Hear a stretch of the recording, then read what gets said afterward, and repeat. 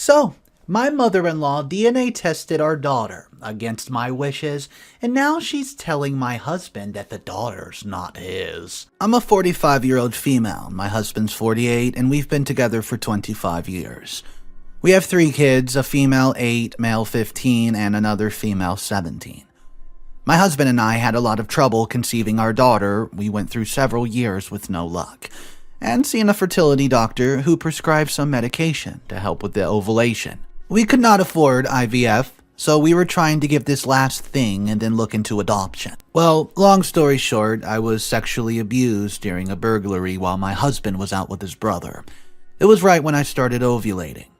At the hospital, I took EC even though I knew it would undo all the hard work and medication, and mean we probably would not be able to have a baby of our own. But I could not risk getting pregnant with my sexual abuser's baby. Well, after a few months I've been feeling off, sick, down. I figured I was just depressed after the sexual abuse and I haven't been eating. But I soon found out I was pregnant. We were so excited until I went to my appointment and found out I was 15 weeks instead of 5-6 weeks I thought I would be. I'd been having really irregular spotting and bleeding since the EC, so didn't even imagine I was that far along. My husband and I were devastated because that meant we were so much uncertainty surrounding paternity. We had our ultrasound, and as soon as we saw the baby on screen, I knew I could not have an abortion, and my husband didn't want to either. We talked and went back and forth about adoption, and if the baby did not end up being his or what we would do. He said he didn't care about paternity, we just wouldn't find out. We decided to wait until our child was older to tell them and they could decide if they wanted to find out themselves. I'll also note at this point, my case was unsolved but had been linked to other sexual assaults and murders at that time. A few years ago, the person who did it was caught, and a year ago finally sentenced. At the hearing I spoke and my daughter and son knew about it, but I didn't go into details. But they knew I was, quote, attacked, but only knew it was before they were born. Last Christmas, my mother-in-law bought my daughter and my only daughter a 23andMe kit for Christmas. I thought it was extremely weird, but didn't think too much of it. Thinking back, I don't know why I didn't see it for what it was. My daughter was equally confused and asked if I wanted to do it. Instead, I'm adopted. I said sure, and just gave my daughter an Amazon gift card for the price of the test. My daughter brought it up to my attention that mother-in-law has been overly critical of my daughter in the last few months, commenting on her differences, saying things like, I wonder where those eyes came from, hair, height. She even said to my daughter, I wonder why you're so skinny. My daughter looks exactly like me, the same eye color, same hair color, texture, but she's quite a bit taller than me. I'm 5'8", she's 6 foot. I'm on the heavier side, so's my husband, and my daughter's extremely skinny, but she's also an athlete. I've never had any reason to believe from looks alone that she's not my husband's daughter. After my daughter brought it to my attention how my mother-in-law was acting, I spoke with her, and she said, oh, she's just being sensitive. This was a couple months ago. Well, a couple nights ago, my mother-in-law invited my husband and I out for dinner and told us to leave the kids at home because she had something important to discuss with us that we did not want to do at a restaurant. We're eating, and my mother-in-law hands me and my husband 2 separate envelopes. My husband and I both look in the envelopes, and they're the DNA comparison result. I asked my mother-in-law what this was, and she said, the proof that you're garbage and I always knew you were. I was so confused. I asked whose DNA she compared, and I said that I just knew she said my husband and my daughter. My husband looked at me, and he looked so hurt and lost. I'll never get that image out of my head as long as I live. I called her a heartless, choice word, and my husband and I left. I blocked her number from mine and my kid's phone, but figured my husband needed to make that decision on his own. My husband told me last night my mother-in-law called him and he stopped by after work at her house. She was telling my husband she's known for a while and suspected for a very long time that she wasn't sure how to approach the topic with him. My husband asked how she knew that. She said she overheard my brother-in-law talking to his wife and heard our daughter may not be his. My mother-in-law took that to mean that I cheated. So she did a DNA test. Last year, around the hearing, my husband got drunk and ended up mentioning the hearing and some details to my brother-in-law. Apparently that night while sleeping he said, "I couldn't protect her. And what if she's not mine?" My husband was extremely drunk and did not remember doing this. My mother-in-law does not know that I was sexually assaulted, but she does know there was a break and I was attacked. She kept trying to convince my husband to leave me. My husband just told her that what she did was unforgivable and that he's going to cut her off. For my husband's inconsolable right now. He's so upset. He told his mother to duck off and then told her that my attack was actually a sexual assault. And that's who our daughter's bio father is. It still makes me sick to say that. Then she tried to apologize, but my husband told her he can't forgive her and not to contact us again. I told everyone my mother-in-law DNA tested our daughter, and we were done with her. I have 7 siblings, 5 think I'm in the right. Other 2 are my brother-in-law can't believe mother-in-law did that, but understands because she did not have the entire story and just assumed I wasn't being truthful to my husband. But even if I wasn't, I can't imagine being a parent so concerned with my child's relationship that I would go to those lengths to meddle. What's up guys, Mr. Reddito here. So I have an update that came out about 2 months after the original. If you're not subscribed to the channel, go ahead and click that button so you never miss these updates. We're about to see what exactly is going on with mother-in-law who DNA tested the daughter without consent. Yeah, guys, we're no contact with mother-in-law.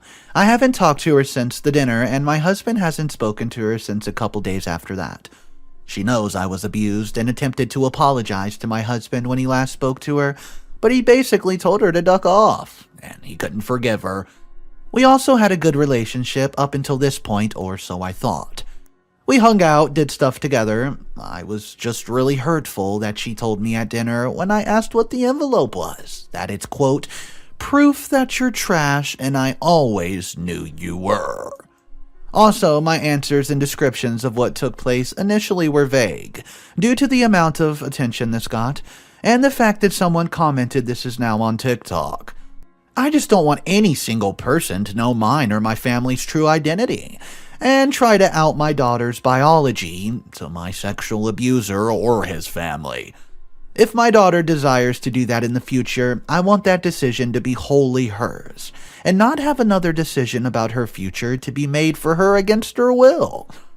I'll suffice it to say that he's in prison for life without parole, and I'm not the only person he did this to. He also murdered at least one other victim. There are very few articles about this trial because it was a closed trial, and although none of the victims interviewed or are mentioned by name, they do use some initials. There's also a slew of other charges he had which brought up against him as well. People wanted to know why or how I could have kept a baby, knowing the possibility of the sexual abuser being the father. Well, the answer is that even if I've known definitely that he was the father, my decision probably wouldn't have been different. She is just such a part of my biology, speaking as she is him. And after seeing her move around, I don't even desire an abortion, although it would have been nearly impossible for me to get one anywheres where I live. Although she was conceived in violence, she was raised in love, understanding, and acceptance. She's much more mine and my husband's than my sexual abuser's. All he did was contribute DNA to her, nothing else. He's had no influence or part in her life, and likely never will.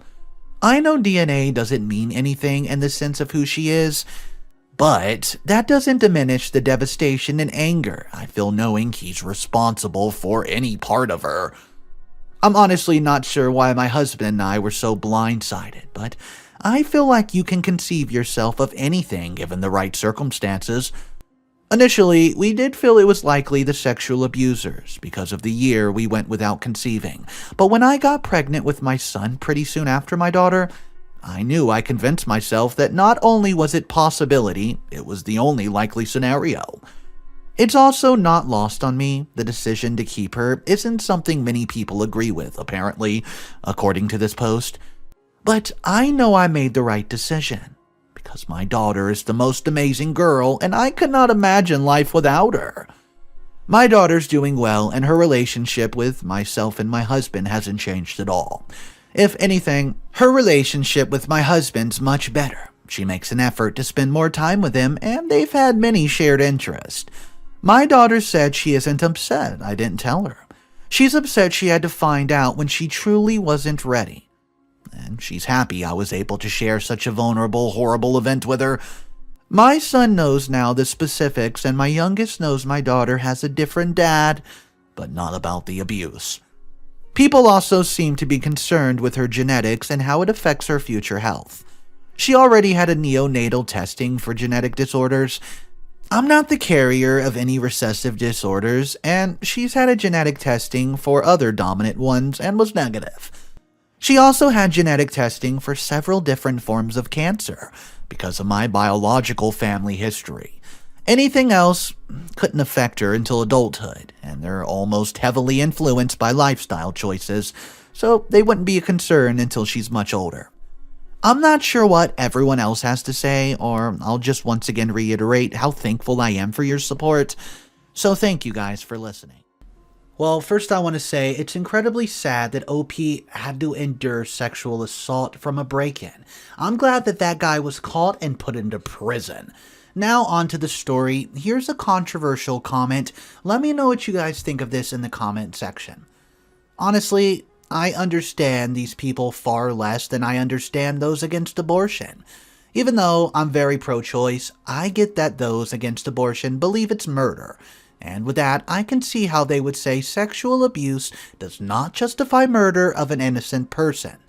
I don't agree with it anyways, but I can see the logical pattern.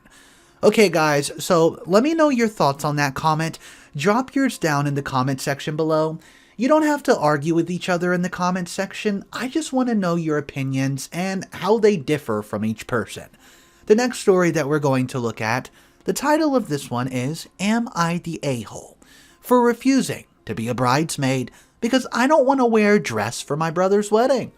Let's see what's going on with this story. I'm 33 female, my brother's 30, and his fiance's 28 are getting married in a week. My brother decided this last week.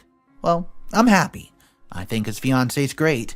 I spoke to her about the wedding and she told me it was going to be a small event, that they weren't going to dinner after. I understand wanting it to be small because she's pregnant and of course COVID, but then my mom took over. She started inviting people and planning a reception and my brother went all along with it. His fiance was upset and stressed but did not want to argue. So yesterday, my mom calls me at work while my brother's on the phone saying they want to be a bridesmaid. I said, sure, I'll be a bridesmaid as long as I don't have to wear a dress. My brother says I have to wear a dress. Work's busy. I can't focus, so I tell them I'll call them back. That morning, I text my future sister-in-law and tell her that I'm happy for them, but I'd rather not be a bridesmaid because I've spent a long time trying to be comfortable in my skin and who I am and what I like to wear. I decided to come but not be in the wedding party. I hope she's not mad. She texts me back and says no, she's not mad, and that I shouldn't have even thought she was. Around the same time, my brother calls and tells me he really wants me to be a bridesmaid. Well, it's only 45 minutes and I can change after that. I told him I talked to his fiancée and that she said she was okay and wasn't mad. Well, he then gets upset and says that he's going to talk to her and tell her not to interfere with his wedding. Yeah. So, a few minutes later, she calls to say she doesn't want to plan because stress was not good for the baby. Then my brother calls me, and I'll tell him that it's her wedding too, and then he brings my wife, who's 23, into the situation, saying she's making decisions for me and she doesn't need to be at the wedding. If she can't be respectful, I tell him he's wrong and she has nothing to do with my decision. He keeps bringing up, finally she gets upset and yells through the phone she won't come. My brother keeps arguing and saying I'm the only sibling he has left, so I've got to do this because he asked my mom if I would. Yeah, our other sibling passed away in the middle of last year. I said if I have to wear a dress, no. So then he tells my mom, and mom calls me, talking about how I'm selfish and such a disappointment. She calls again, and I ignore the call. Then she sends a text in the family chat saying I'm an evil person, and effective immediately, my aunts, cousins, nieces, and nephews, and my grandma have to block me, because instead of being a good daughter, I'm defending trash, referring to my wife, against the family, and I'm no longer a part of it. My brother then sends texts talking about how it's my wife's fault, that he feels like he's lost another sibling, and all I had to do was wear a dress for the wedding ceremony and pictures. Then I could dress however I wanted at the reception. My mom says I'm not allowed to speak to any of my family. So, am I the a-hole for refusing to wear a dress for my brother's wedding? Here's an ETA little context. I don't wear female clothes, and my family has always had an issue with that. Things like this have happened before. I've worn what they wanted, being assured that I could change into what makes me more comfortable, only to be pressured and guilted into not changing or ruining the rest of the pictures. I offered compromises. I offered to wear a matching suit color to match. Initially, it was only supposed to be my sister-in-law's sister standing behind her, but my mom got involved. Okay guys, I have an update for you. 2 weeks after the original post, here it is. So after my mom said I was banned from the family, I thought a lot about whether or not to attend the wedding. I'd only blocked my mom and brother. When my aunt called the day before the wedding, I answered without thinking. She started by asking me what was going on, and then she told me that I was being selfish and childish, and that I had to think about my brother's feelings. And I've worn a dress before, so I shouldn't be acting like it was a big deal. I said okay. They asked, I said no. My aunt then informed me that it didn't matter what he wanted. I should have said yes. And I hung up. My stomach was in knots for days because I wanted to see my brother get married, but I didn't think I'd be welcome. Sister-in-law called and asked if we were coming. I said probably not because I didn't want to ruin their day. She said she wanted me there and my brother did too. I said I had picked up a shift at work and I'd come to the reception to congratulate them after. My brother then called me via Facebook, upset that his number was blocked, and started talking about how my trashy wife is dividing me from the family, and that my mom never banned me from family. This devolved into an argument, so I hung up. My mom then calls my job asking to speak to me. I didn't know it was her, and my coworker answered and said someone was asking for me. I pick up, it's my mom, I hang up. I walked away to compose myself. Sister-in-law's mom calls me and tells me that sister-in-law wants me there, and that if I want to be there, then duck everybody else. My emotions are everywhere. I leave work. At the same time, my coworker tells me that my mother called back and said a whole bunch of stuff. Those are the words my coworker used, and then tried to get my boss's number to get me fired. Thanks to a bunch of the commenters who pointed out my mom might be a narcissistic, I've looked into different resources about signs of narcissism and being raised by them. I've since discovered that my mom might be one. Anyways, here's the final update. I went to the wedding. My mom and aunt acted as if everything was normal. They seemed under the impression that they had bullied me into doing what they wanted. On the drive to the wedding, my sister-in-law called me to say she was happy I was coming, and sorry that everything was so messed up right now.